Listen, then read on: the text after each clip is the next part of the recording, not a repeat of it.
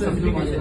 There is no specification. મેં આમાં સંદર્ભ Not an iota of specification લખ્યું છે નથી સ્પેસિફિકેશન. આ લખ્યું કે અરે રેવન્યુ પ્રોપર્ટી ડિસ્ક્રિપ્શન જોઈએ સાહેબ. મારે 4 મકાન અમારે જોવાનું નથી. એવું ના હોય, 4 મકાન હોય મારી જોડે, બરાબર, અને તમે એમ કહો કે બાંધકામના પુરાવા આપો, તો કયા બાંધકામ માટે તમે માંગો છો?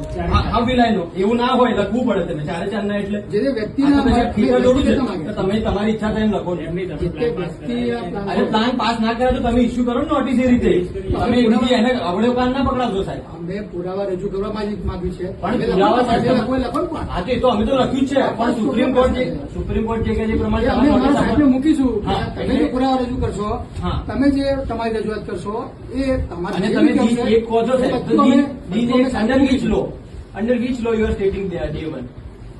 તમે એમ કહો છો કે એક જ દિવસમાં તમે પુરાવા રજૂ કરો, બરાબર, તમે નોટિસ આપો છો, કયા પ્રોવિઝન અને કયા એક્ટ નીચે આપો? કયા પ્રોવિઝનના આધારે હું ના આપી શકું એમ કે હા, તો એવું ના હોય, એ મારા ને કહેવાનું હોય. તો પછી હું યુ આર આપી શકું. Duty bound, you are duty bound, you are here under statutory provision. એટલે મેં આપી તમે દીધું. સાહેબ ઘરેથી આવી નથી આવી ગયા, તમે કામ કરો છો એ કાયદાની મર્યાદામાં રહીને કરો છો. એટલે કયા કાયદા અન્વયે નોટિસ આપો એ તમારે કહેવાનું છે. આ તારીખ સેક્શનના કાયદા હા, તો લખો ને. લાગુ પડે ને મને કયા સેક્શન અંદર? તમે એમ સીધી સીધી આ રીતે વાત ના કરી. સીધે સીધી વાત જ નથી. Under which section you are issuing the notice?